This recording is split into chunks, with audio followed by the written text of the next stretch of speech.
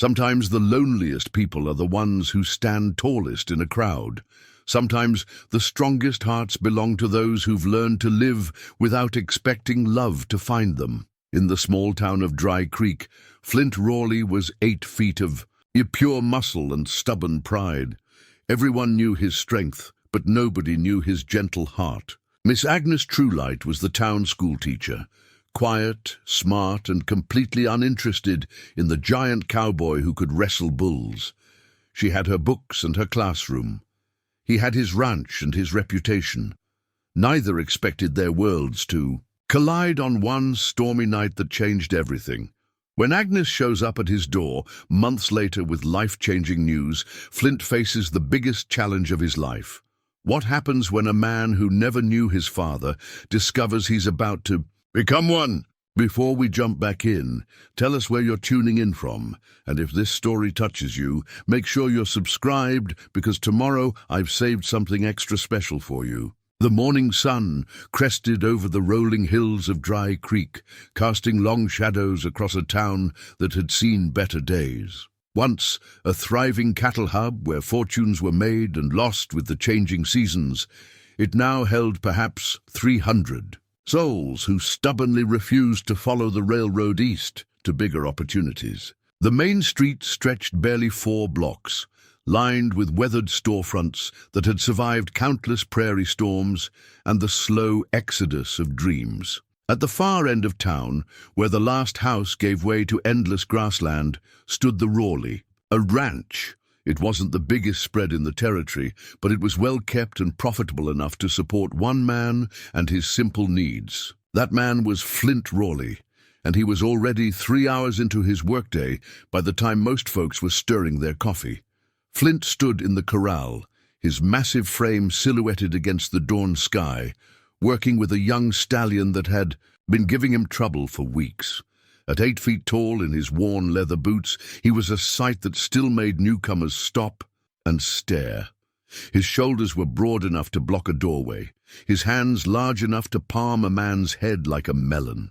But those who knew him well, and there weren't many, understood that beneath all that imposing muscle beat the heart of a gentle giant. The stallion reared and snorted, dancing away from the lead rope.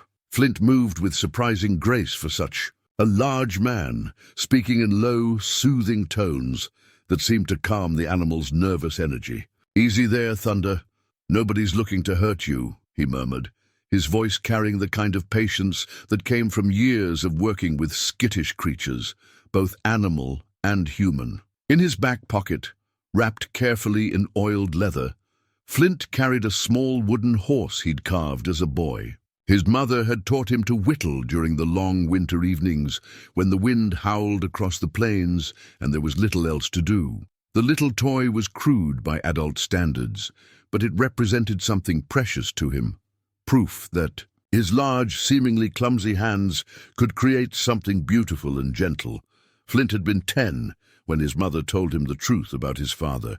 The man had taken one look at his oversized infant son and decided he wanted no part of raising what he called a freak of nature. It was a wound that had never fully healed, though Flint had learned to carry it quietly. He'd spent his childhood watching other boys with their fathers, learning to fish and hunt and work the land together. He'd learned those skills on his own, through trial and error, with only his mother's encouragement to guide him. Sarah Rawley had been a small woman, with a fierce spirit, barely reaching her son's chest even when he was 15. She'd worked herself to the bone keeping the ranch going after her husband left, and she'd raised Flint to be respectful, hard-working, and kind. When she died of pneumonia 5 winters ago, she'd made him promise to find someone to share his life with. "You've got too much love in you to waste it on just the animals," she'd whispered with her last breath.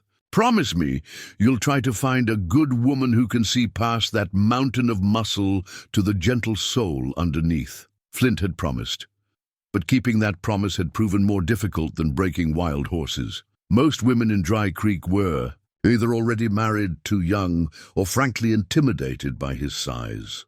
The few who'd shown interest seemed more fascinated by his unusual stature than genuinely attracted to him as a person. He'd had a few brief courtships over the years, but nothing that felt real or lasting. At 32, he'd resigned himself to bachelorhood. He had his ranch, his animals, and the respect of the community. It was enough, he told himself. It had to be. Meanwhile, on the other side of town, Miss Agnes Truelight was preparing for another day in her one-room schoolhouse. At 43, she was what polite society called a spinster, though that term hardly did justice to the complex woman who had shaped young minds in Dry Creek for the past 8 years. Agnes had arrived in town as a young widow, her husband having died of consumption just 2 years into their marriage. She'd been 28 then, still young enough to remarry and start a family, but something in her had closed off after Robert's death.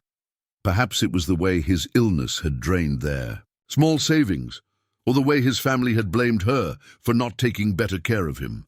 Whatever the reason, she'd thrown herself into teaching with the dedication of someone who had no other outlet for her nurturing instincts. The schoolhouse was her domain, and she ruled it with gentle authority.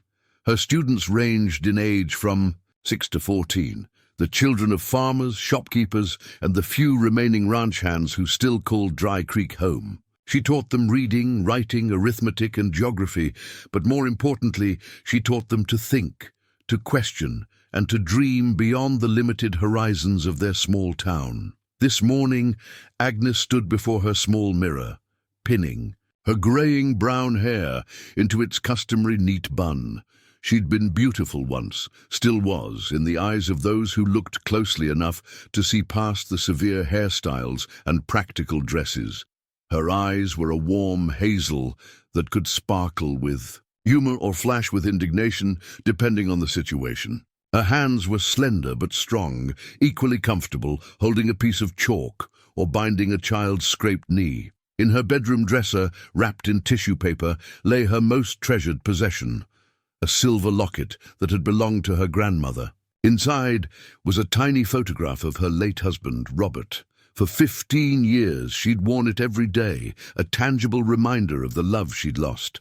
Lately, though, she'd found herself leaving it in the drawer more often than not because she'd forgotten Robert, but because she was tired of wearing her grief like a badge of honor. Agnes had heard the stories about Flint Rawley, of course. In a town the size of Dry Creek, everyone knew everyone else's business. She knew he was decent and hard-working, that he'd never caused trouble or treated anyone poorly. She also knew that most people saw him as something of a curiosity, the gentle giant who could lift a full-grown steer, but had never so much as raised his voice in anger. Their paths had crossed occasionally over the years. He'd tip his hat politely when they passed on the street, and she'd nod in acknowledgement. Once, when her schoolhouse roof had been damaged in a spring storm, he'd arrived with his tools and materials and spent 2 days repairing it, refusing any payment beyond a jar of her homemade preserves. "Seems wrong to let the children's learning suffer on account of a leaky roof," he'd said simply, his deep voice barely above a whisper, as if he were afraid his words might carry too much weight. Agnes had watched him work from her classroom window, noting the careful precision with which he handled even the smallest tasks. His massive hands had somehow managed delicate repairs that would have challenged men half his size. There was something almost artistic in the way he worked, she'd thought, though she'd quickly dismissed such fanciful notions. The truth was, Agnes Truelight had spent so many years convincing herself that she was content with her solitary life that she'd almost started to believe it. She had her students, her books, her small garden behind the schoolhouse. She attended church on Sundays, helped with community socials, and maintained cordial relationships with the other women in town. It was a good life, a respectable life, but sometimes in the quiet hours before dawn, she'd lie in her narrow bed and wonder what it might be like to have someone to share her thoughts with, someone who could appreciate the way morning light slanted through her kitchen window, or understand why she found such joy in watching her students master a difficult concept. She'd certainly never imagined that someone might be the intimidating cowboy who lived at the edge of town. Flint Rawley was everything she wasn't. Large where she was small, physical where she was intellectual, rough around the edges where she was refined. They moved in the same small community, but inhabited completely different worlds. As Agnes gathered her lesson plans for the day, she couldn't know that their separate worlds were about to collide in ways that would change both their lives forever. The seeds of that collision had already been planted in the growing concern for old Dr. Henderson, whose hands had started shaking badly enough that folks were beginning to whisper about what would happen when the town's only medical help finally gave in to age. Winter was coming early to Dry Creek, and with it would come challenges that would test everyone's assumptions about themselves and each other. The comfortable distance that Agnes and Flint had maintained for years was about to become impossible to sustain. For now, though, they continued their separate routines. He with his horses and cattle, she with her books and students, neither. Realizing that fate was already weaving their stories together with threads as strong as the prairie wind and as inevitable as the changing seasons. The first blizzard of the season struck Dry Creek with a vengeance that caught everyone unprepared. Dr. Henderson had been making his rounds when the storm hit, trying to reach the Morrison farm where their youngest had come down with a fever. The old physician's horse was found the next morning, wandering riderless near the creek. They found Dr. Henderson 3 hours later, frozen solid beneath a cottonwood tree, his medical bag clutched in his stiff fingers. The funeral was held 2 days later, when the storm finally broke. Half the town turned out to pay their respects to the man who had delivered most of their children and tended their ailments for over 30 years. As the preacher spoke about service and sacrifice, a grim reality settled over the mourners. They were now a town without a doctor, with winter bearing down hard, and the nearest medical help 2 days' ride away. Agnes stood at the graveside, her black wool coat pulled tight against the bitter wind. She'd known Dr. Henderson well. He'd been one of the few people in town who treated her as an intellectual equal, often stopping by the schoolhouse to discuss the medical journals he received from back east. In their conversations, she'd absorbed more knowledge about healing than she'd realized. "What are we going to do?" whispered Martha Collins, the blacksmith's wife, standing beside Agnes. "My youngest has been coughing something fierce, and with this weather—" Agnes found herself speaking before she'd fully formed the thought. "I could help," she said quietly. "Dr. Henderson taught me quite a bit about basic care. I'm no replacement for a real physician, but I know about setting bones and treating fevers."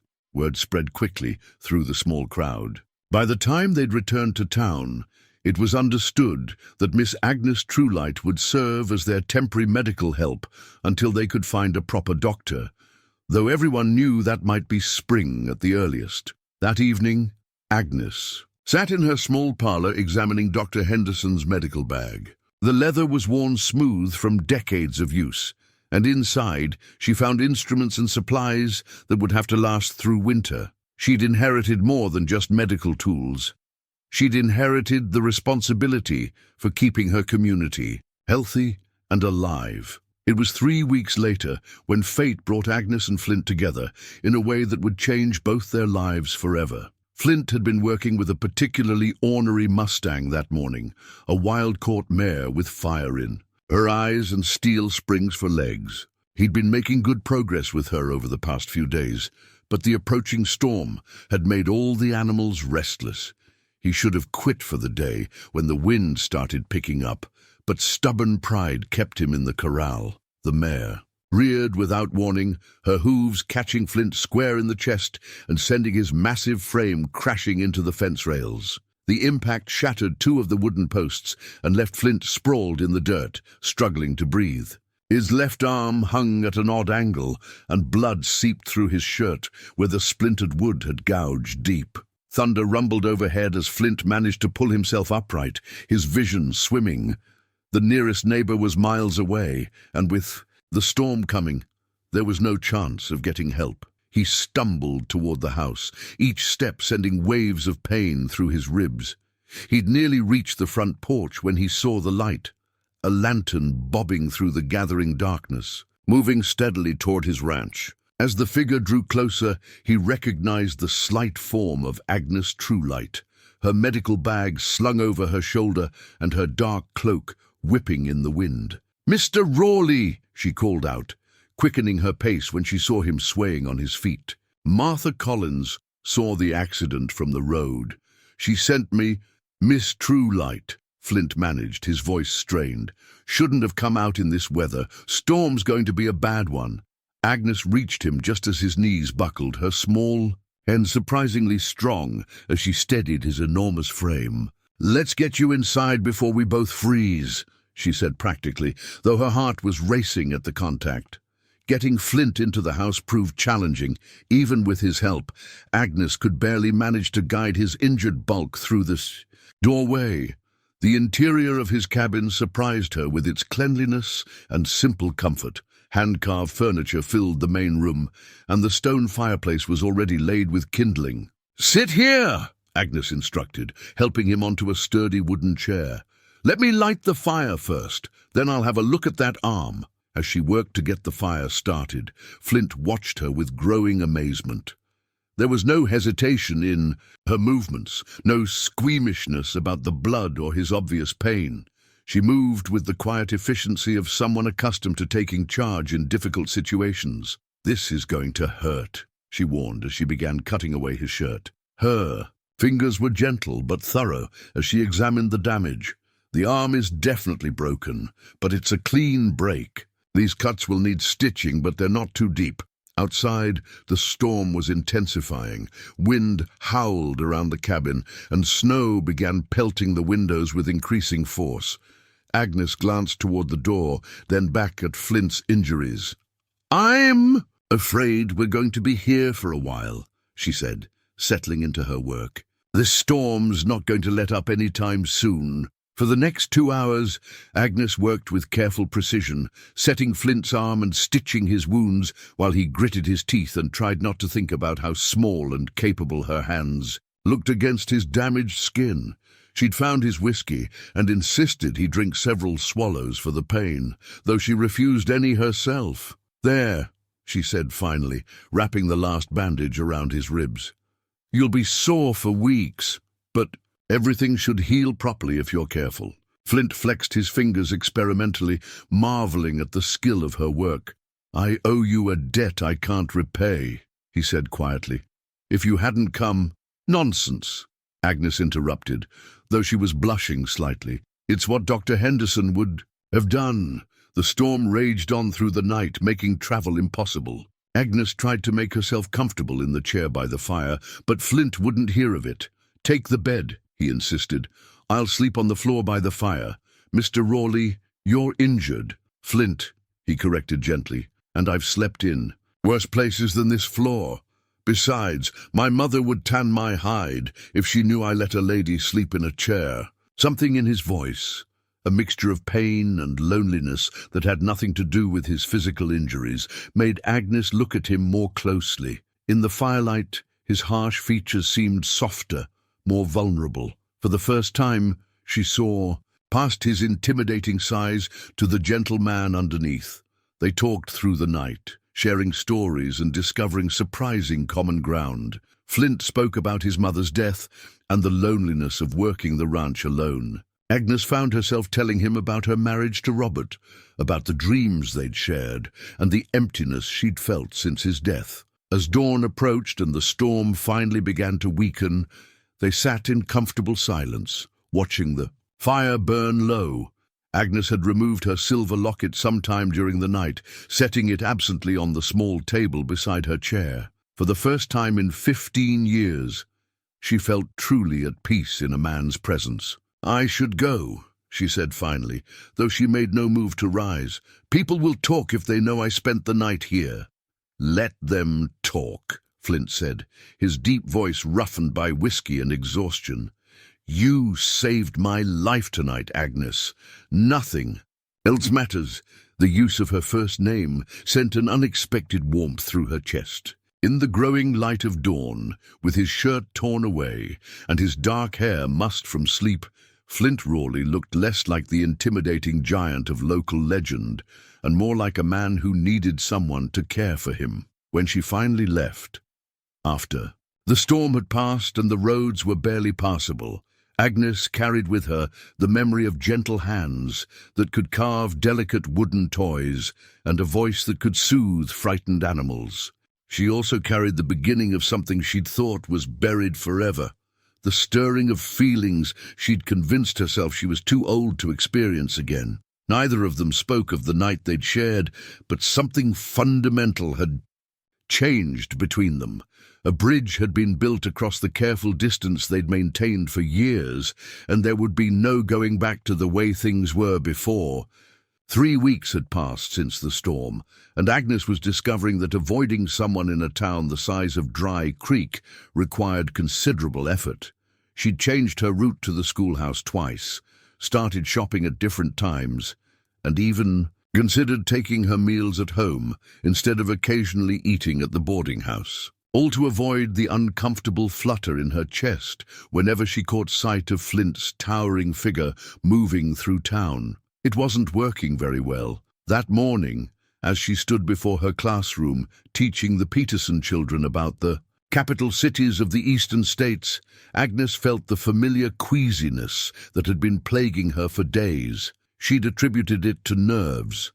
The aftermath of that intimate night in Flint's cabin had left her emotionally unsettled in ways she was struggling to understand. "Miss Truelight?"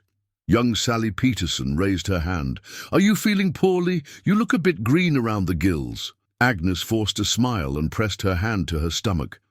"I'm fine, dear. Just a touch of something. Now, can anyone tell me the capital of Virginia?" But she wasn't fine, and as the days passed, the queasiness was joined by a bone-deep exhaustion that no amount of rest seemed to cure. She told herself it was the stress of her new medical responsibilities. She'd been called out to treat everything from broken bones to childhood fevers since Dr. Henderson's death. The whole town was depending on her now, and the weight of that responsibility was bound to take its toll. It was Martha Collins who finally forced her to face the truth she'd been trying to ignore. "Agnes Truelight, you sit yourself down this instant," Martha commanded, finding Agnes swaying slightly as she tried to organize supplies in the makeshift clinic she'd set up in the back room of the schoolhouse. "When's the last time you had your monthly courses?" The blunt question hit Agnes like a physical blow. She sank into the nearest chair, her mind racing backward through recent weeks. The storm, the night with Flint, the growing symptoms she'd been trying to rationalize away. "That's impossible," she whispered, though even as she said it, she knew it wasn't. "I'm 43 years old, Martha. Women my age don't just what?" Martha's expression was knowing and not unsympathetic. "Get pregnant? Honey, my own sister had her last baby at 45. Nature doesn't always follow our expectations." Agnes felt the world tilt around her. Pregnant, at her age, unmarried, after one night of weakness with a man she barely knew, a man the entire town would assume had taken advantage of the respectable schoolteacher. Her reputation would be ruined.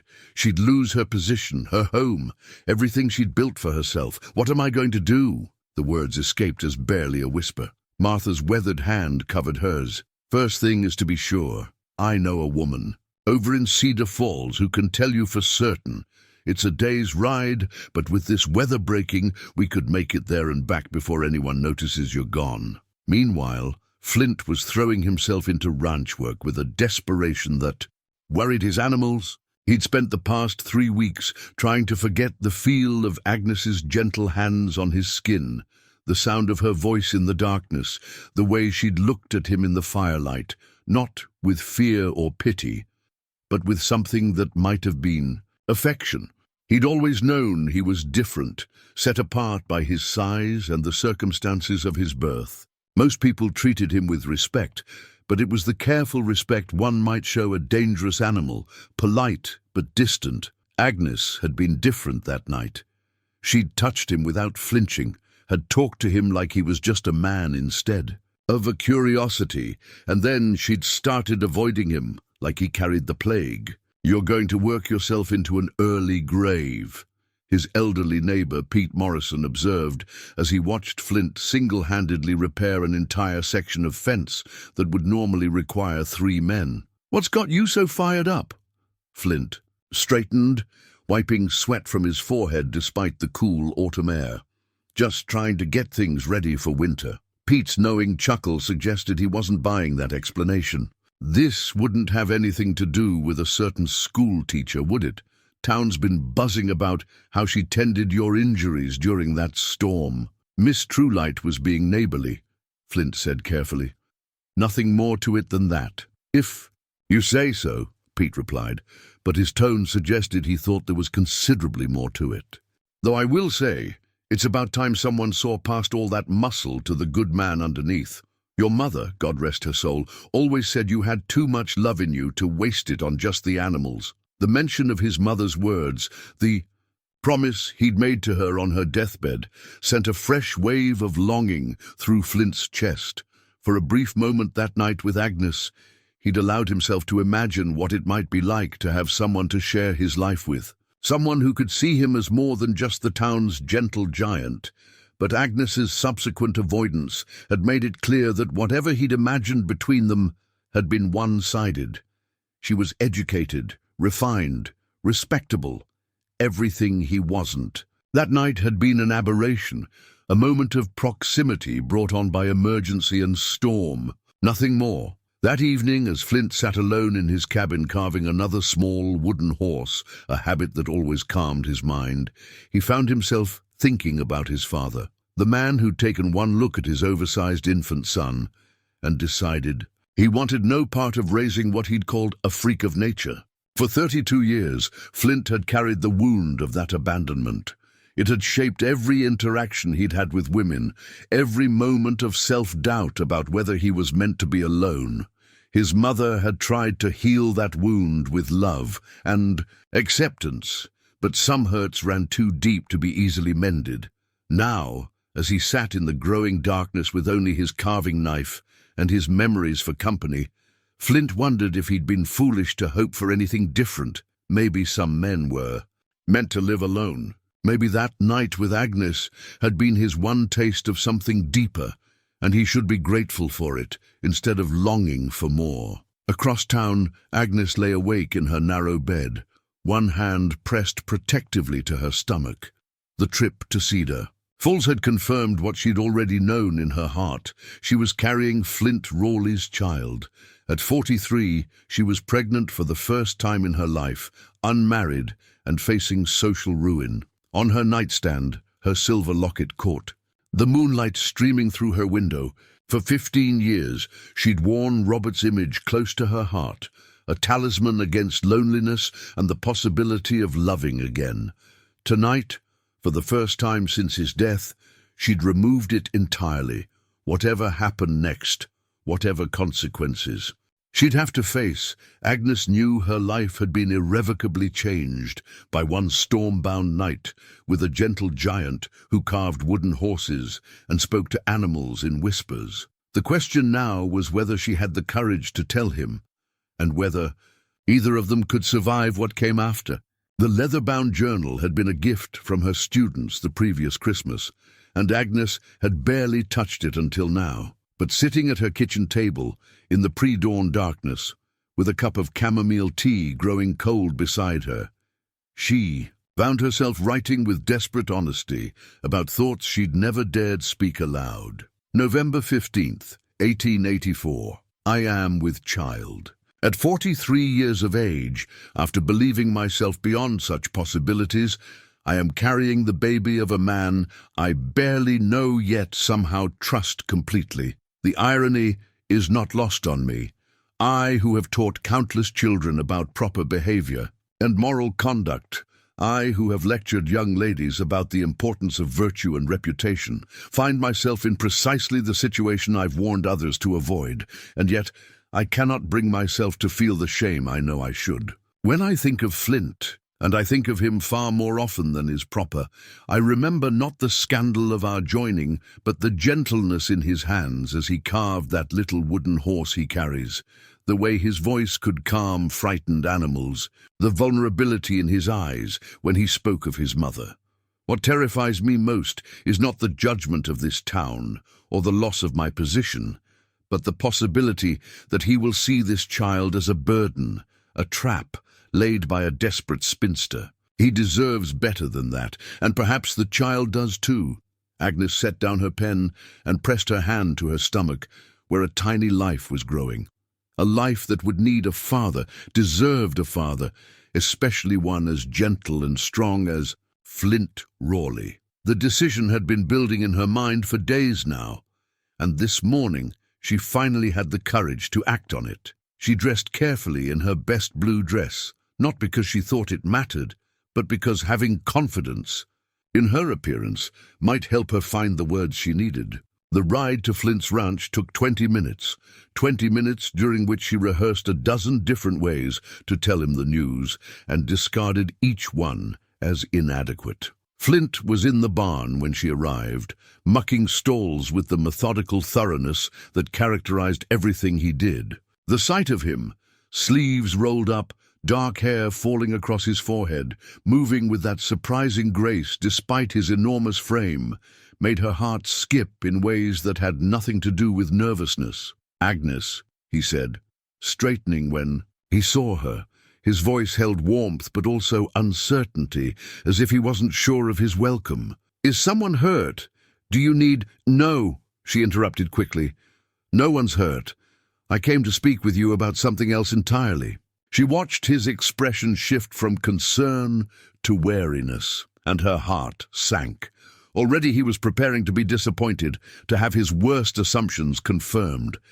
It was a look she recognized, the expression of a man who'd learned not to expect. "Good things, Flint," she began, then stopped, struck by how strange it felt to use his first name in daylight, in his own barn, with full awareness of what they'd shared and what had resulted from it. "I have something important to tell you, and I need you to listen without saying anything until I'm finished." He nodded slowly, setting aside his pitchfork and giving her his complete attention. In the morning light streaming through the barn doors, she could see the fading marks from his injuries, the careful way he favored his left arm. She'd done that. She'd healed him, touched him, brought him comfort. Whatever else happened, she would always have that memory. "I'm pregnant," she said simply, watching his face for any sign of his reaction. "It happened that night during the storm.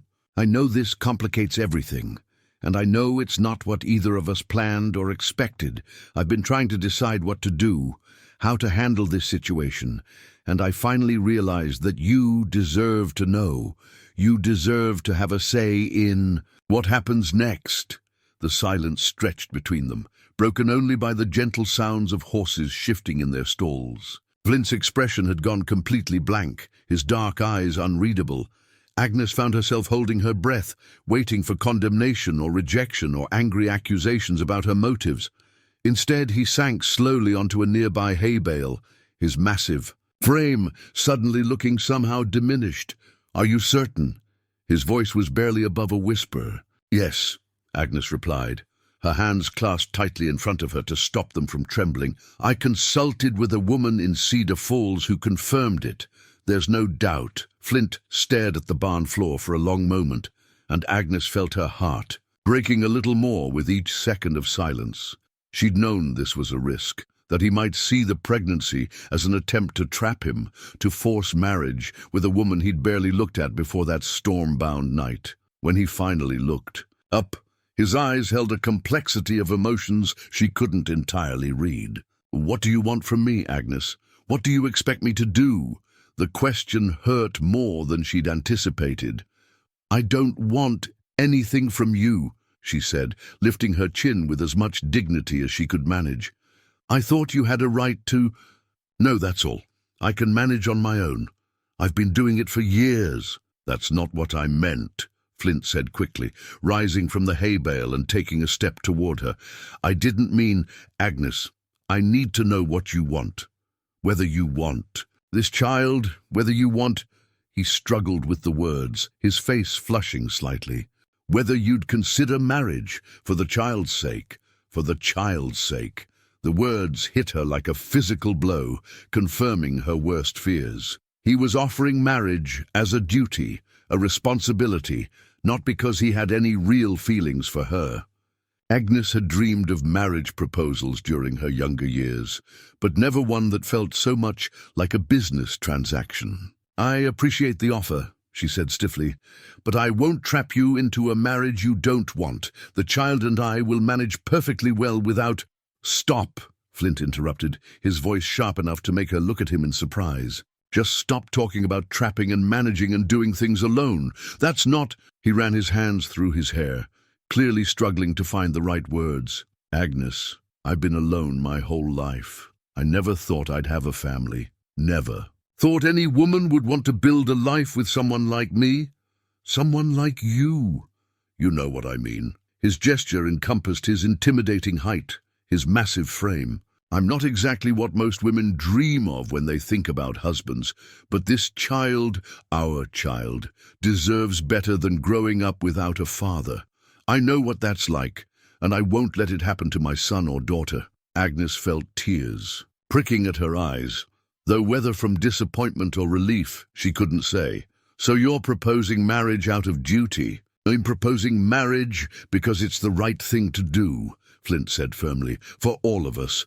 We're both adults, Agnes. We both know this situation isn't ideal, but we can make the best of it. I'll be a good husband to you and a good father. To the child, I promise you that." It wasn't the romantic proposal she'd once dreamed of, but it was honest and practical and offered security for both her and the baby. Agnes found herself nodding before she'd fully processed the decision. "All right," she said quietly, "for the child's sake." Neither of them mentioned love, though both were thinking about it, Agnes with regret for what this arrangement lacked, and Flint with hope that perhaps, given time, duty might grow into something deeper. They were both too proud and too hurt to risk vulnerability, so they sealed their agreement with handshakes and careful formality, building the foundation of a marriage on practicality rather than passion. It would have to be enough. For now, it would have to be enough.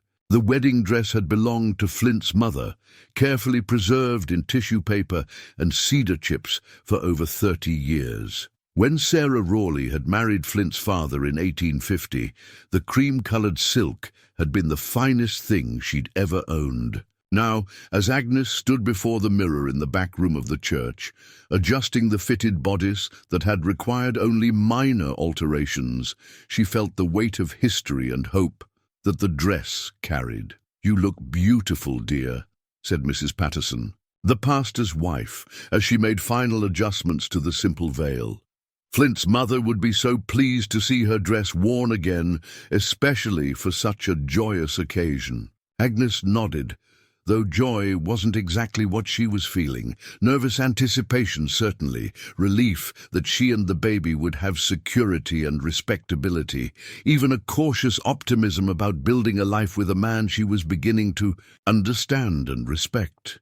But joy seemed too strong a word for a marriage born of necessity rather than love. The ceremony itself was brief and practical, held on a crisp November morning with only a handful of witnesses present. Agnes had wanted something small and understated, partly to avoid drawing attention to the rushed timeline, but mostly because elaborate celebrations felt inappropriate for what was essentially a business arrangement. Flint stood at the altar, looking uncomfortable in his best suit, his massive frame making even the church's high ceiling seem inadequate. But when Agnes walked down the aisle, something in his expression shifted.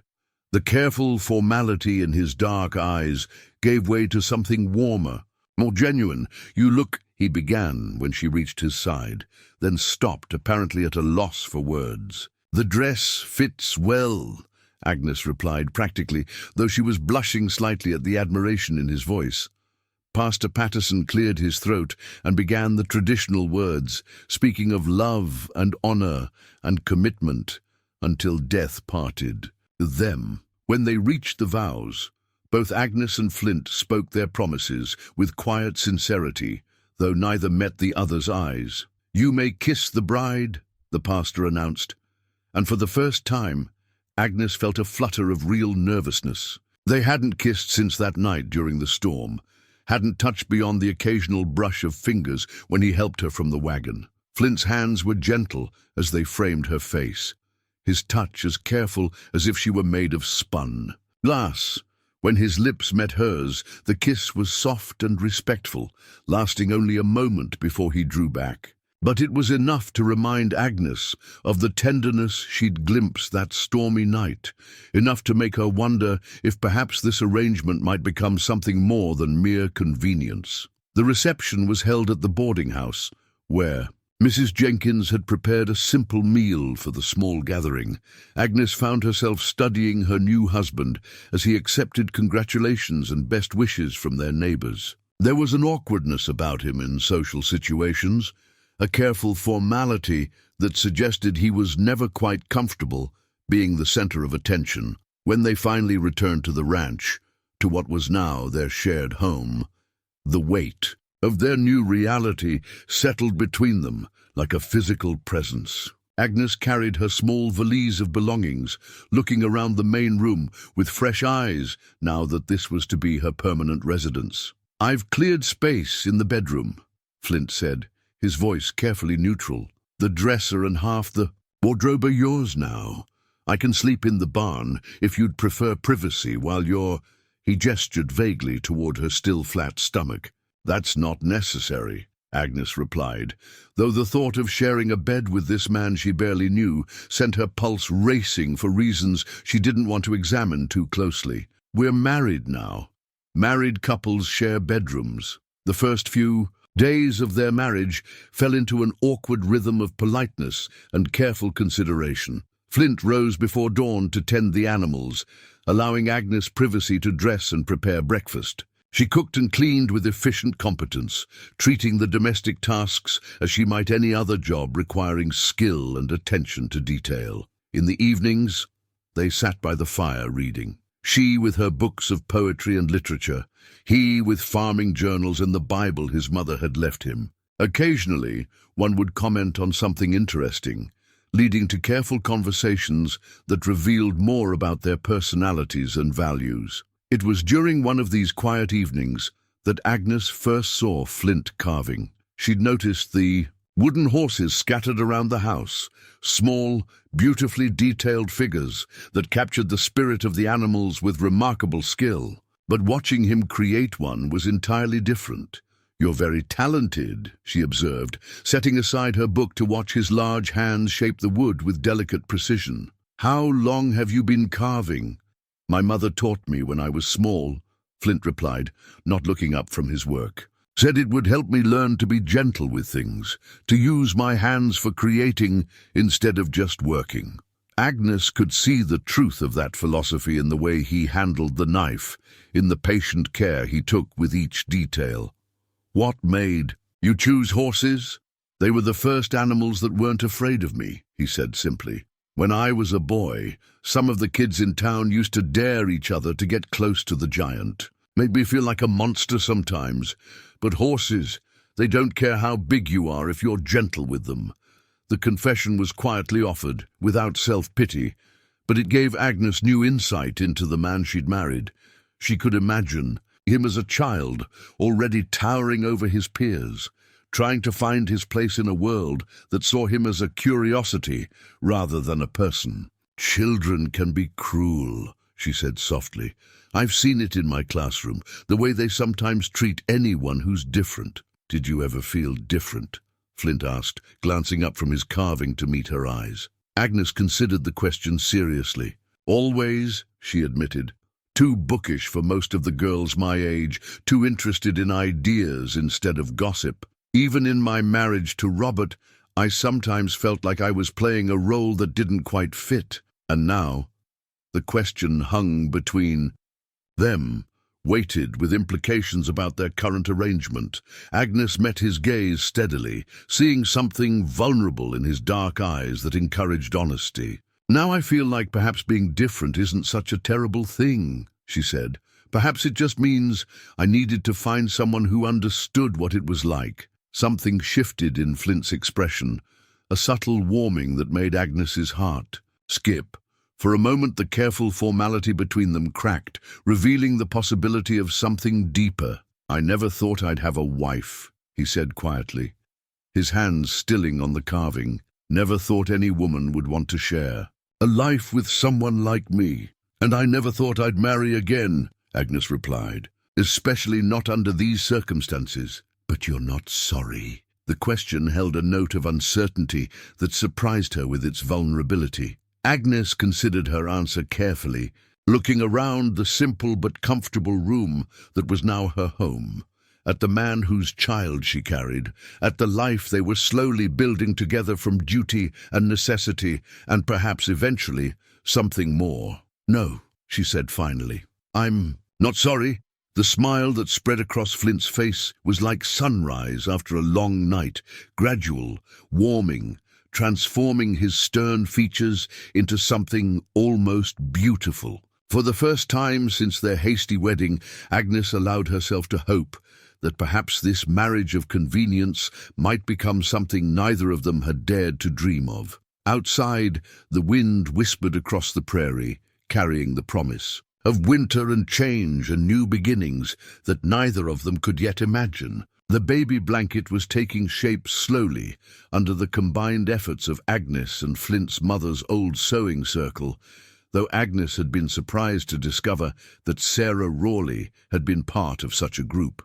Mrs. Patterson, Mrs. Collins, and 3 other women gathered every Tuesday afternoon at the church to work on the quilt, their needles flying while they shared gossip and wisdom in equal measure. "Sarah always said this town needed more babies," Mrs. Patterson observed carefully, stitching a corner piece that featured tiny horses galloping across blue fabric. "She'd be so pleased to know her son was finally starting a family."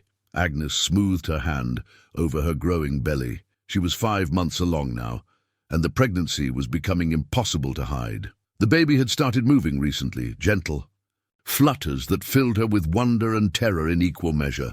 At 43, she'd assumed motherhood was beyond her reach, and now she found herself constantly amazed by the life growing inside her. "Has Flint said what he hopes for?" asked Mrs. Collins, whose own 6 children had kept her well versed in pregnancy and childbirth. "Boy or girl? He says he doesn't care, as long as the baby is healthy," Agnes replied, which was true, but she'd caught him carving smaller and smaller horses lately, pieces that looked suspiciously like toys, sized for small hands. The thought of her serious, gentle husband preparing gifts for their unborn child made her heart swell with unexpected emotion. The truth was, their marriage was evolving in ways that surprised them both. What had begun as a practical arrangement was slowly transforming into something deeper, though neither dared put a name to it yet. That evening, as Agnes prepared dinner, she heard the thunder of approaching hoofbeats, too many horses moving too fast. Through the kitchen window, she saw 3 men she didn't recognize riding hard toward the house, their faces grim and purposeful. Flint emerged from the barn at the sound, his massive frame tense with alertness. Agnes watched as he assessed the approaching riders, his hand moving instinctively to the rifle he kept near the door. "Rawley!" called the lead rider as they reined in their horses near the front porch. He was a lean man with cold eyes and a badge pinned to his vest. "We're looking for stolen cattle. Word is, you've been buying stock without asking too many questions about brands." Agnes felt her blood chill. Cattle rustling was a hanging offense in this territory, and false accusations had destroyed more than one honest rancher. She moved closer to the window, her hand protectively covering her belly. "All my cattle are legally purchased with bills of sale," Flint replied calmly, though Agnes could hear the steel beneath his quiet tone. "You're welcome to examine my records." "Records can be forged," sneered the second rider. "What we need is to check your herds, see if any of them are wearing brands that don't match your paperwork." Flint's jaw tightened, but he nodded toward the pastures. "Check whatever you need to check, but I'll be with you while you do it." As the men rode toward the grazing cattle, Agnes felt a knot of fear forming in her stomach. Something about this felt wrong. The timing, the aggressive attitude, the way they'd shown up just as other ranchers were starting to struggle with missing livestock. An hour later, the men returned with triumph written across their faces. Found. 3 head with the Morrison brand, the leader announced. Pete Morrison reported them stolen 2 weeks ago. That's impossible, Flint said, his voice deadly quiet. I haven't bought cattle from anyone in over a month. The evidence says otherwise, the man replied, pulling out a pair of iron shackles. Flint Rawley, you're under arrest for cattle theft. Agnes burst through the front door before anyone could stop her. This is ridiculous. My husband is an honest man. He wouldn't steal so much as a chicken. Ma'am, you need to step back, the deputy warned, but Agnes planted herself firmly between them and Flint. Those cattle were planted on our land, she said with fierce conviction.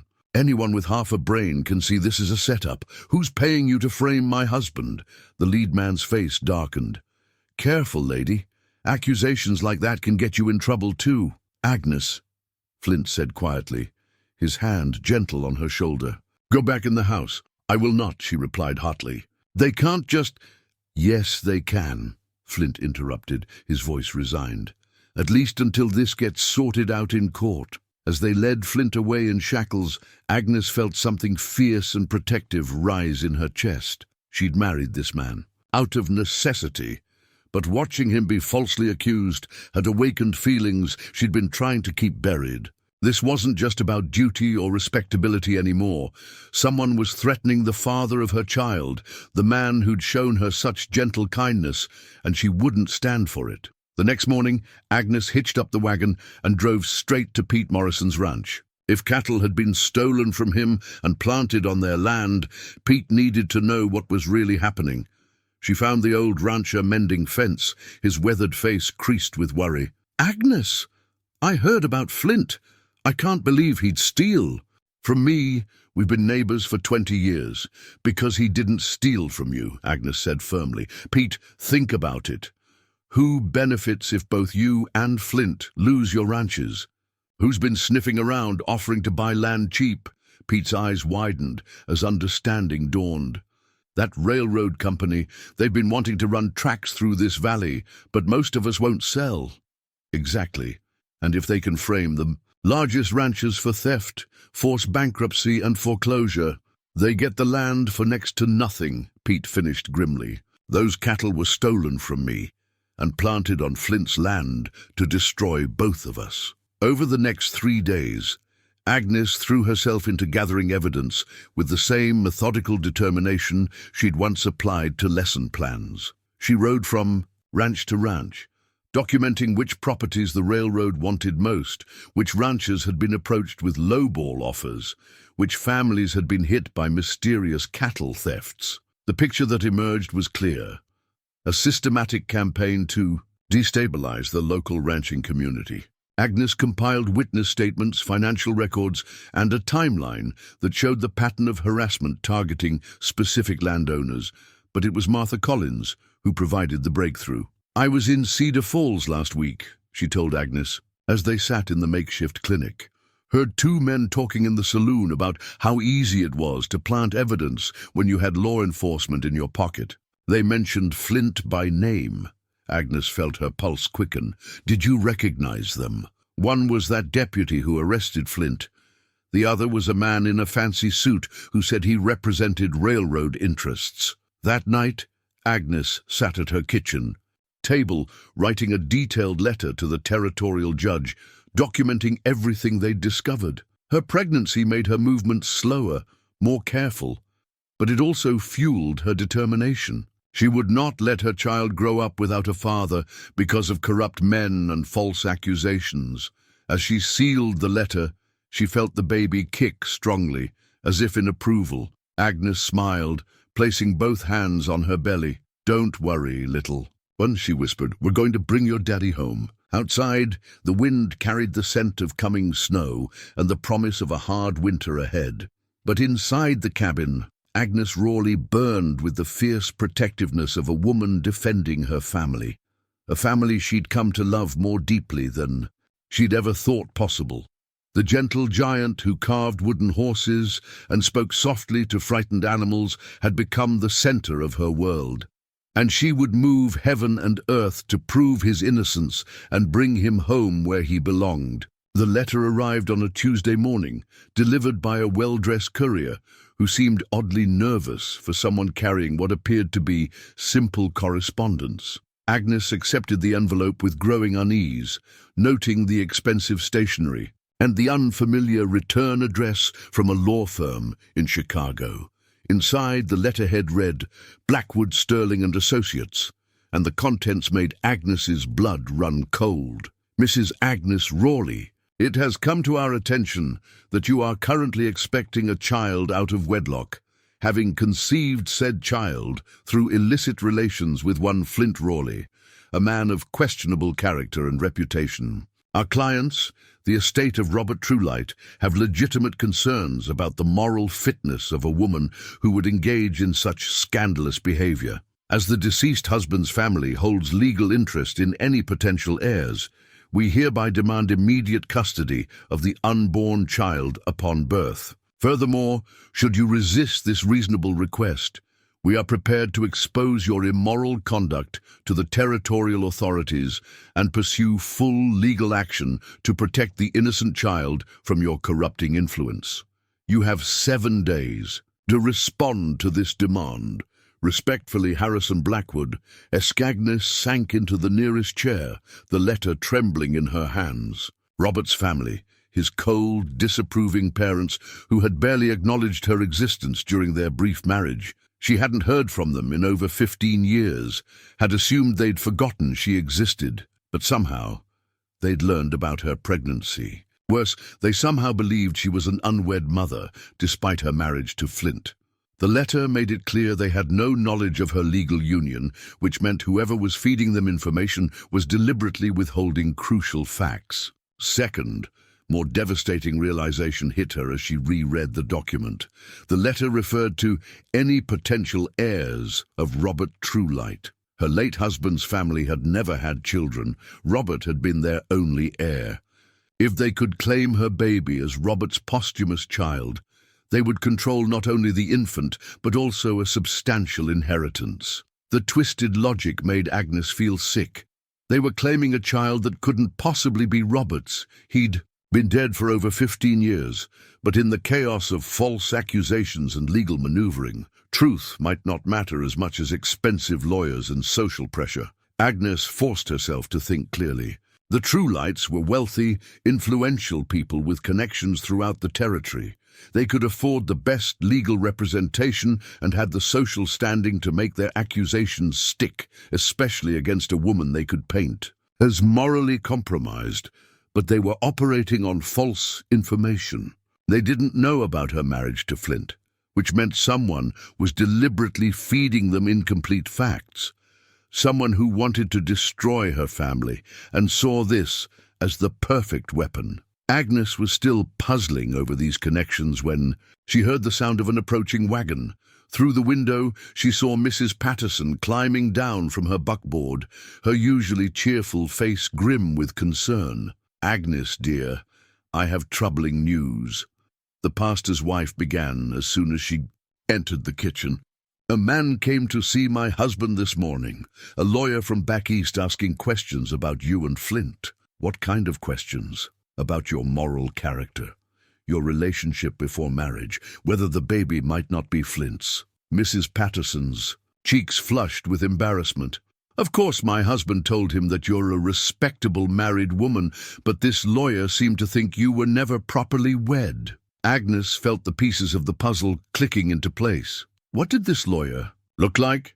Thin man, well-dressed with cold eyes. He had papers with him, said he represented the Truelight family from Chicago. "The Truelight family," Agnes repeated slowly. "Mrs. Patterson, did you tell him when Flint and I were married?" "Well, yes, of course.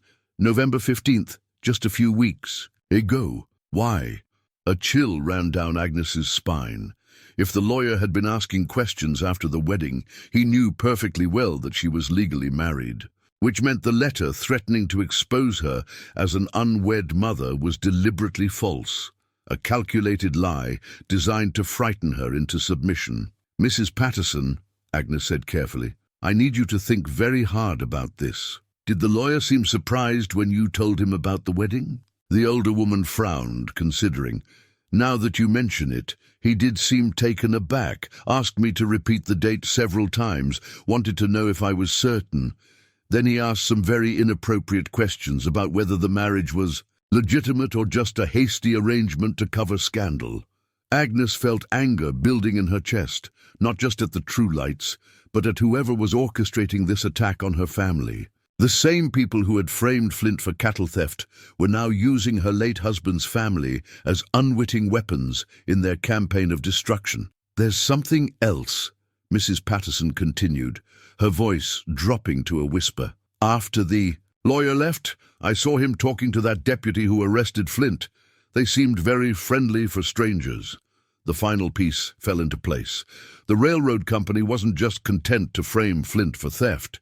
They wanted to destroy Agnes as well, to leave their unborn child orphaned and vulnerable. By feeding false information to Robert's family, they'd created a legal nightmare that could drag on for months while Flint rotted in jail and Agnes lost everything she'd built. But they'd made one crucial mistake.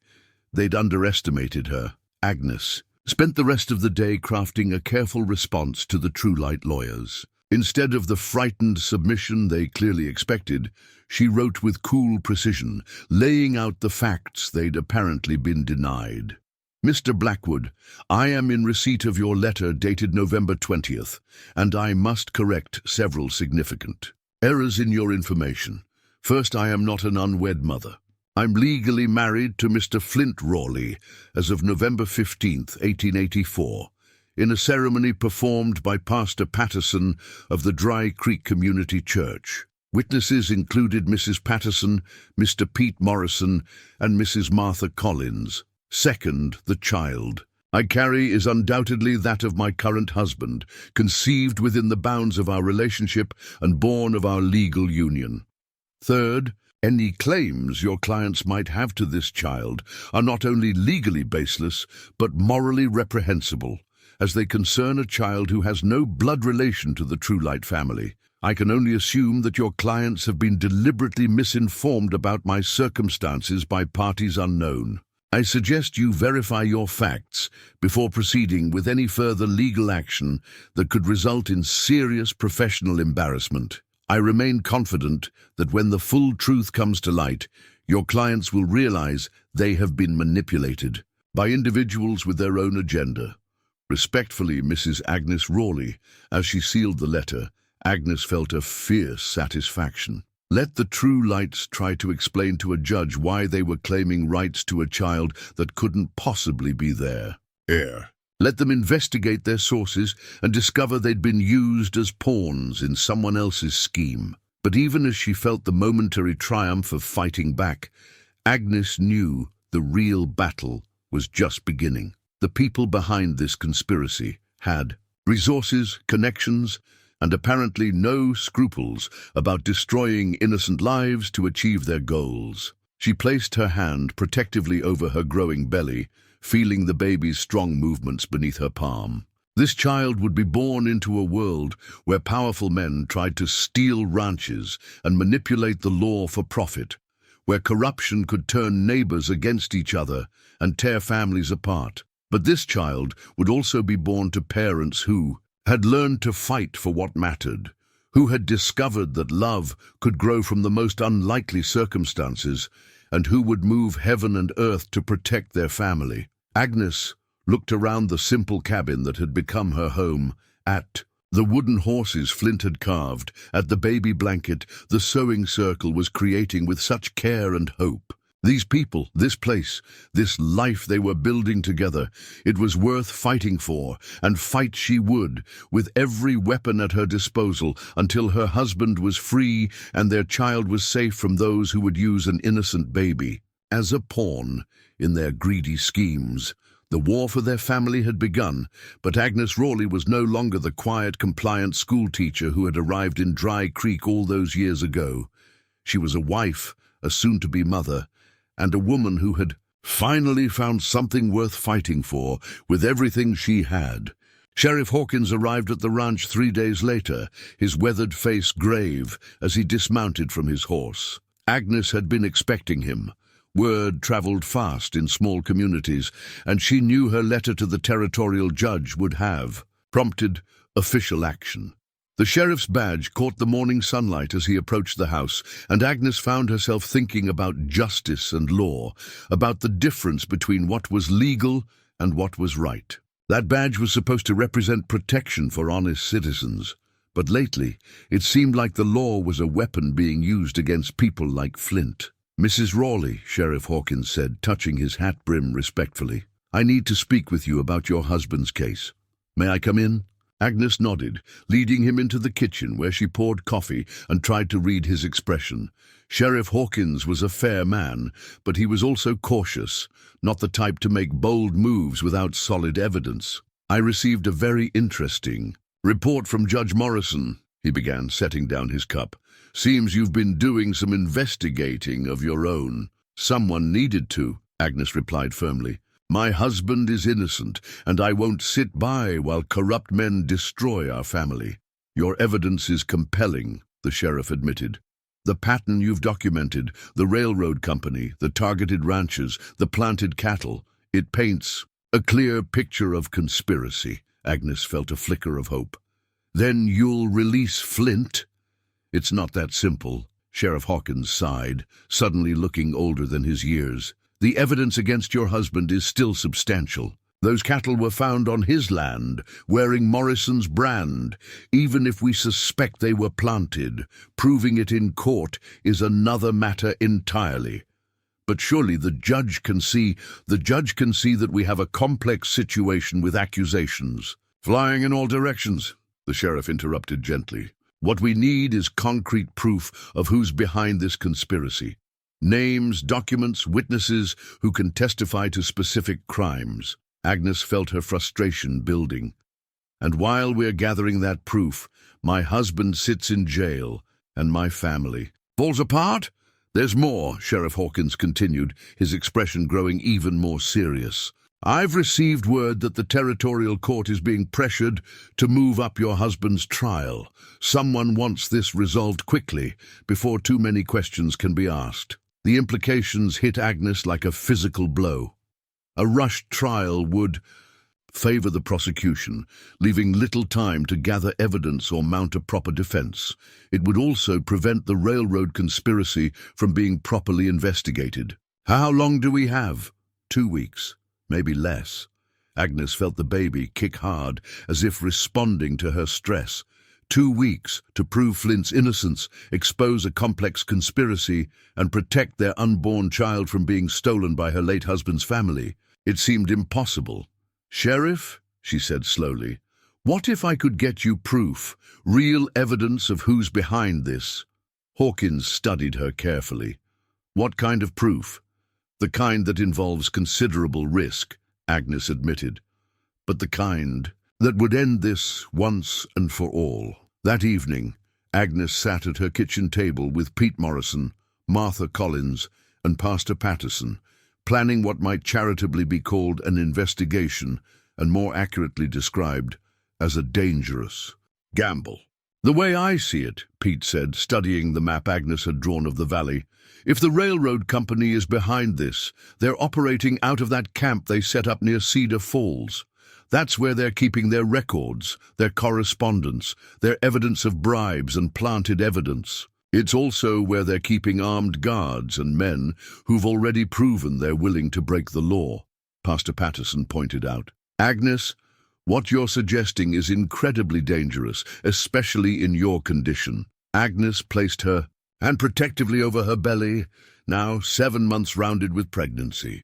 The baby was active and strong, but carrying this child while attempting something so risky seemed almost foolhardy. Yet what choice did she have?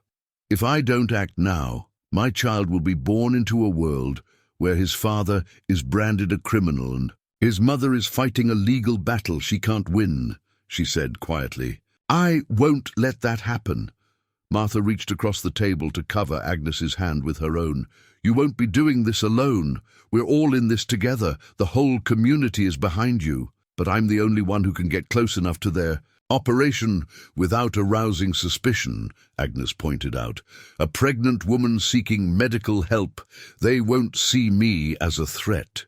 The plan they devised was simple in concept, but terrifying in execution.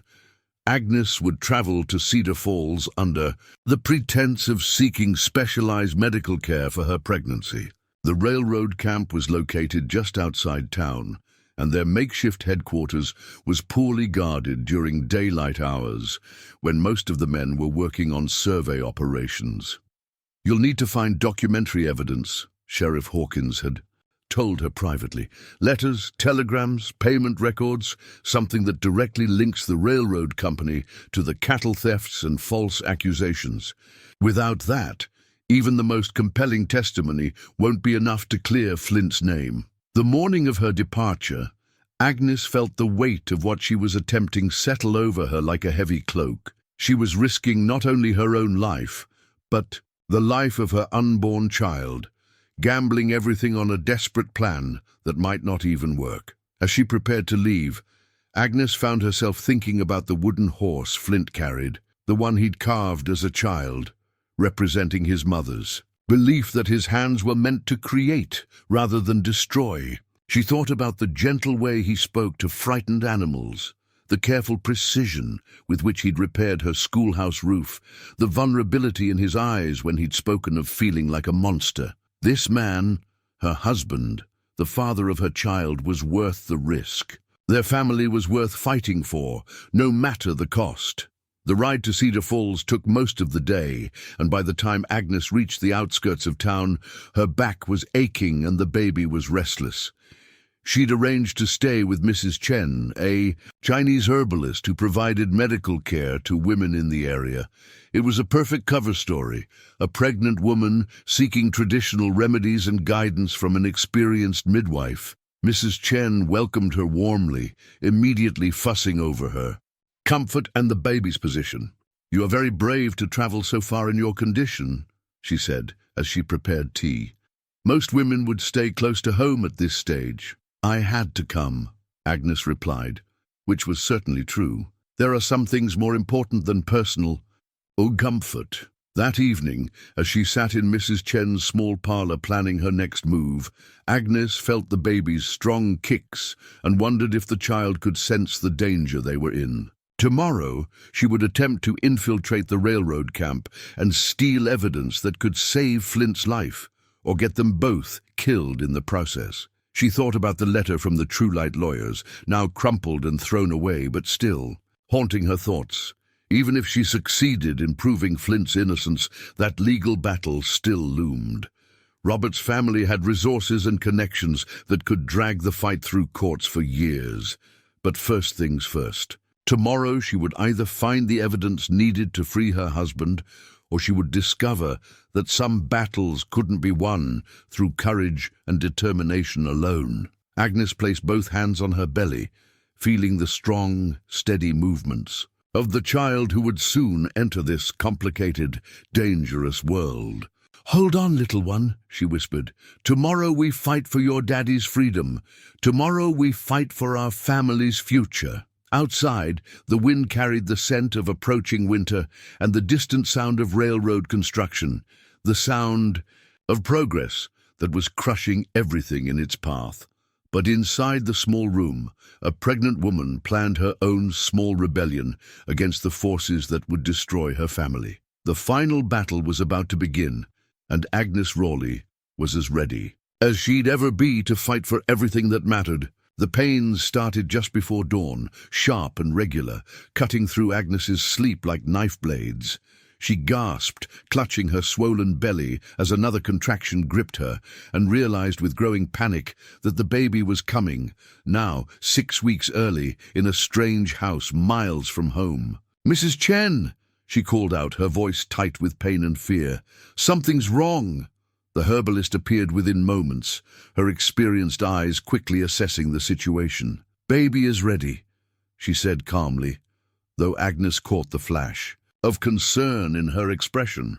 Too early, but babies choose their own time. Another contraction seized Agnes, stronger than the last, and she couldn't suppress a cry of pain.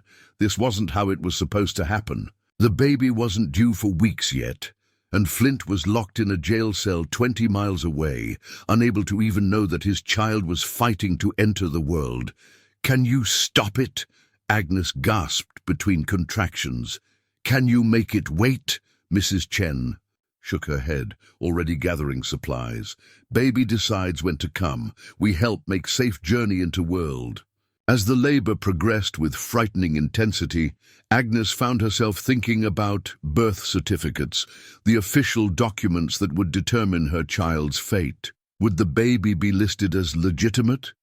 Would the Truelight family try to claim this early arrival as proof that the child had been conceived before her marriage to Flint? "Focus on breathing," Mrs. Chen instructed, her hands gentle but firm as she helped Agnes through another contraction. Baby needs mother to be strong, but Agnes felt anything but strong. At 43, giving birth for the first time, with her husband imprisoned and enemies circling like vultures, she felt overwhelmed by the enormity of bringing a life into such chaos. What kind of world was she delivering this child into? Hours passed in a blur of pain and exhaustion. Mrs. Chen worked with quiet efficiency, using herbs and techniques passed down through generations.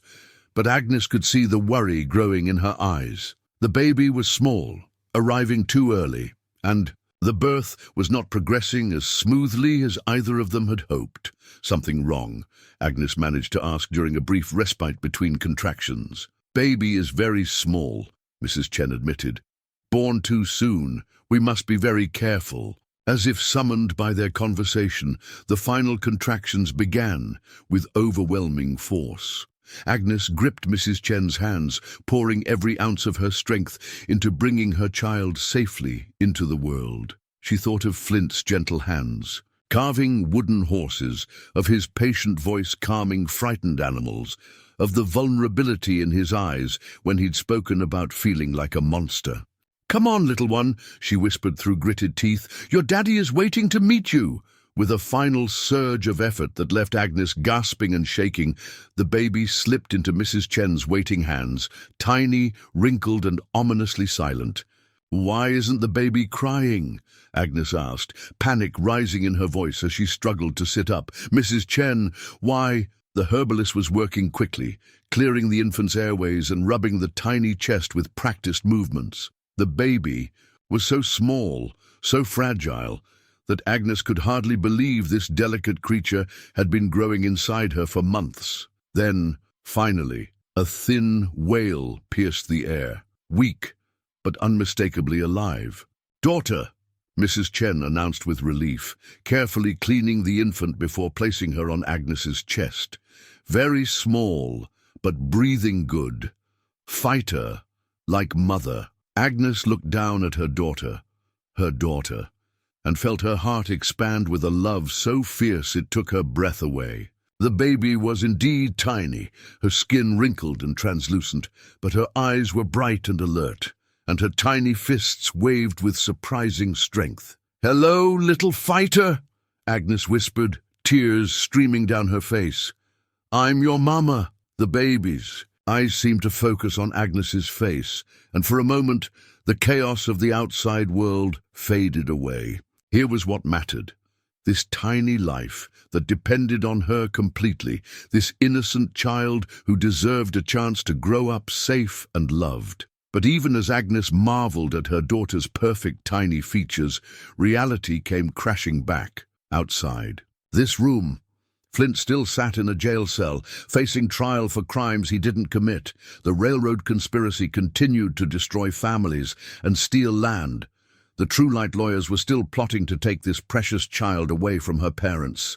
"Mrs. Chen," Agnes said quietly, "I need you to do something for me. I need you to register this birth with the authorities in Cedar Falls, but I need the paperwork to show that she was born exactly 7 months after my marriage date." The herbalist studied her carefully. "You ask me to lie on official documents. I Ask you to protect an innocent child from people who would use her as a weapon, Agnes replied, her voice growing stronger with conviction. This baby is Flint Rawley's daughter, born of our legal marriage. But there are those who would twist the timing to suit their own purposes. Mrs. Chen nodded slowly. I understand.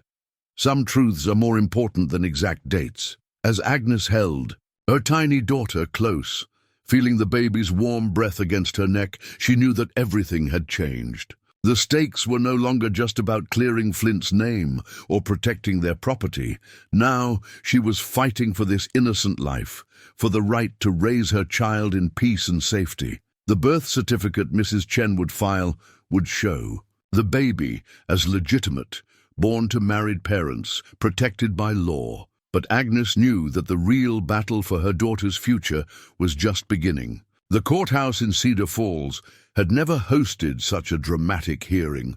Word had spread throughout the territory about the railroad conspiracy, and farmers and ranchers traveled for days to witness what many saw as a test of whether honest citizens could still find justice in a system increasingly controlled by corporate interests. Agnes sat in the front row, her week-old daughter sleeping peacefully in her arms, while Flint stood at the defendant's table, looking thin but determined after his weeks in jail. The sight of his wife and child gave him strength, though Agnes could see the worry in his eyes every time he looked at their tiny daughter. Judge Morrison, no relation to their neighbor Pete, was known throughout the territory as a fair but stern man who had little patience for courtroom theatrics. He'd postponed the original trial date when Agnes's evidence began surfacing, much to the prosecution's obvious displeasure. This court will come to order, the judge announced, his voice carrying easily through the packed courtroom.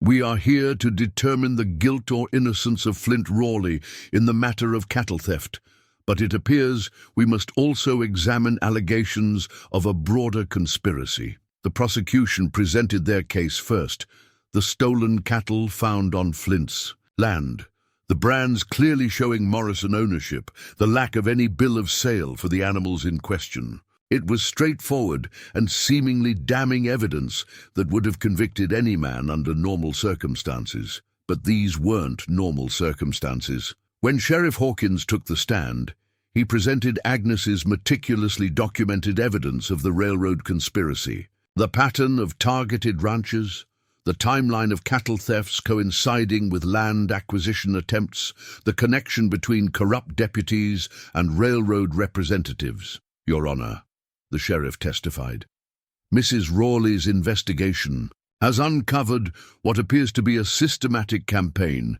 to drive honest ranchers off their land through false accusations and planted evidence. The prosecution objected vigorously, but Judge Morrison allowed the testimony to continue. Then came the moment Agnes had been waiting for and dreading. Mrs. Chen took the stand, carrying a small bundle of papers. In her careful English, she testified about Agnes's arrival in Cedar Falls, about the early birth of the baby, and about a conversation she'd overheard between two men discussing the railroad's operations. Two men came to my shop day before baby born, she testified. They speak of how easy to move cattle at night, how corrupt deputy helps plant evidence. They mention Flint Rawley by name, laugh about how giant man will hang for crimes he not commit. The defense attorney produced Mrs. Chen's detailed notes about the conversation, including names and specific details that corroborated Agnes's investigation. But it was the next witness who delivered the crushing blow to the prosecution's case. Deputy Miller, the same man who had arrested Flint, walked into the courtroom in shackles, his face pale and defeated. Sheriff Hawkins had arrested him the previous day, based on evidence Agnes had provided. State your name and occupation, the defense attorney instructed. Thomas Miller, former deputy sheriff, he replied, his voice barely audible. Former deputy. I was arrested yesterday for taking bribes and planting evidence. A murmur ran through the courtroom, and Judge Morrison gavelled. For silence, under oath, Miller confessed to the entire conspiracy. The railroad company had paid him to steal cattle from targeted ranchers and plant them on the property of those who refused to sell their land. Flint Rawley had been specifically targeted because his ranch sat on the most direct route for the proposed rail line. How many ranchers were framed in this scheme? The defense attorney asked. 6, including Rawley. Maybe more that I don't know about. And who coordinated these operations? Miller glanced nervously at the back of the courtroom, where several well-dressed men sat with grim expressions. Railroad company executives. They paid good money to clear the right-of-way by any means necessary. The prosecution tried to salvage their case by arguing that Miller's testimony was unreliable, that a corrupt deputy might say anything to reduce his own sentence. But the evidence was overwhelming. Documents Agnes had helped recover, witness statements from multiple sources, and a paper trail that clearly showed the railroad company's involvement. When the defense called Agnes to testify, she walked to the stand with her baby still in her arms, drawing sympathetic murmurs from the gallery. Mrs. Rawley, the defense attorney began, what motivated you to investigate your husband's case so thoroughly? Agnes looked across the courtroom at Flint, drawing strength from his encouraging nod. I knew my husband was innocent, she said. Simply, Flint Rawley is the most honest man I've ever known. He would never steal from a neighbor, never harm another person's livelihood. When I saw him being framed for crimes he didn't commit, I couldn't stand by and do nothing. Tell us about the evidence you gathered. Agnes spoke clearly and methodically, describing her investigation, the patterns she'd discovered, the connections between the railroad company and the planted evidence. She presented her marriage certificate as evidence that she was a credible witness, not some desperate woman trying to save a lover. But it was when the prosecution cross-examined her that the full drama unfolded. Mrs. Rawley, the prosecutor, said with a sneer, isn't it true that you have your own motivations for protecting Mr. Rawley? That this marriage was hastily arranged to cover a scandalous pregnancy? Agnes felt the baby stir in her arms and drew strength from the tiny life she held. My marriage to Flint Rawley was legal and proper, witnessed by respectable members of our community. Our daughter was born 7 months after our wedding, exactly as one would expect. The prosecutor consulted his notes, clearly expecting a different answer. 7 months? But according to information we received— According to what information? Agnes interrupted, her voice growing stronger. From what source? Perhaps the same sources that provided false evidence about stolen cattle. Judge Morrison leaned forward with interest. Counselor, do you have documented evidence to support these allegations about Mrs. Rawley's marriage? The prosecutor fumbled through his papers, clearly flustered. Your Honor, we received correspondence from the Truelight family. Lawyers claiming the same Truelight family that your clients fed false information to. Agnes interjected.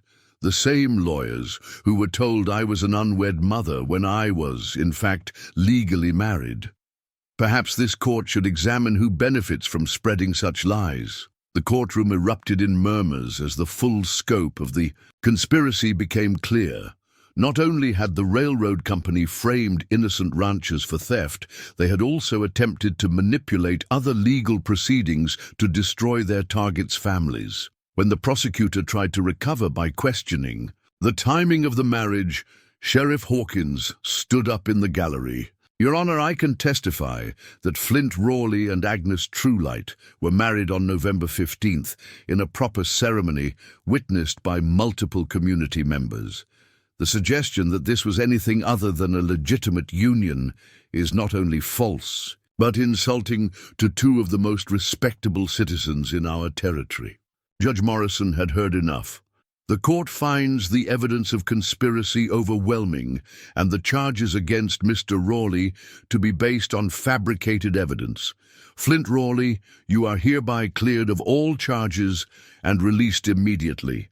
The courtroom exploded in cheers as Flint was freed from his shackles.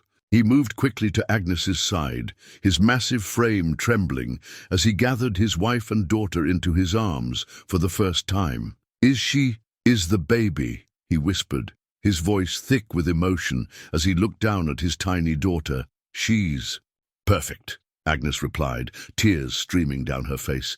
Meet your daughter, Flint. Meet Sarah, named for your mother. As Flint carefully took his daughter in his massive hands, the baby's eyes opened and seemed to focus on his face. A look of wonder crossed his features as he realized that this tiny, perfect creature was his family, his legacy, his future. "Hello, little Sarah," he whispered, his deep voice gentle as a lullaby. "I'm your daddy, and I promise I'll never let anyone hurt you." In the chaos of celebration and congratulations that followed, Agnes watched her husband with their daughter and felt her heart swell with pride and love. They had faced conspiracy, false accusations, and attempts to steal their child, but they had emerged stronger, united, and victorious. The railroad executives slipped quietly out of the courtroom, their scheme exposed, and their careers likely ruined. Deputy Miller was led away to face justice for his crimes, and the Truelight family lawyers found themselves explaining to very angry clients how they had been manipulated into pursuing baseless legal action. But for Agnes and Flint, none of that mattered now. They had their daughter, they had each other, and they had proven that love and determination could triumph over corruption and greed. Justice had been served.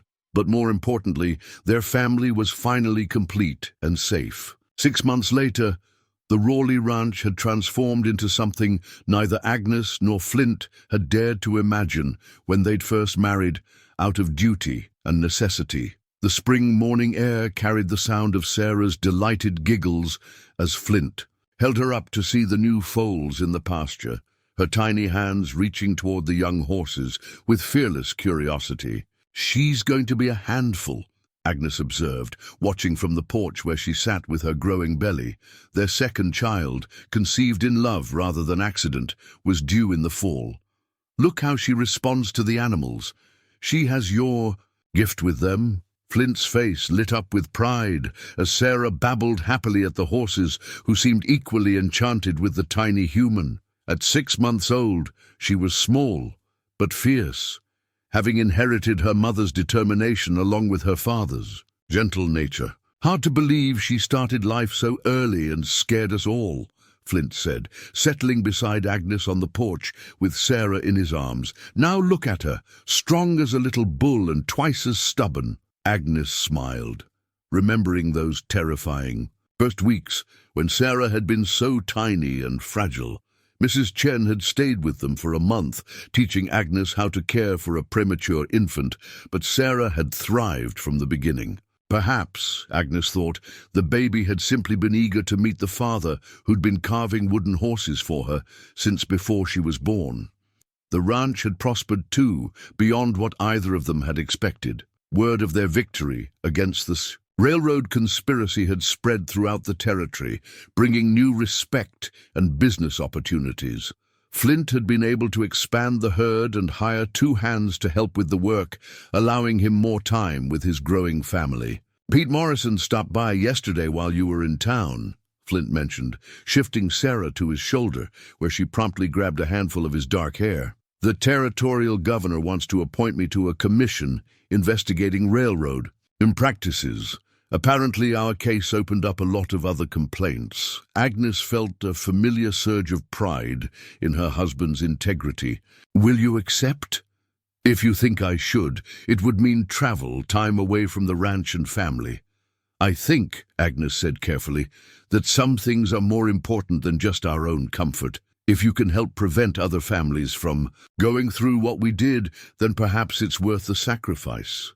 They sat in comfortable silence, watching the sun climb higher over the rolling prairie. In the distance, Agnes could see the abandoned railroad camp near Cedar Falls, a monument to corporate greed brought low by community solidarity and the determination of people who refused to be intimidated. "Agnes," Flint said quietly, "there's something I've been meaning to tell you." She looked at him curiously, noting the slight nervousness in his voice.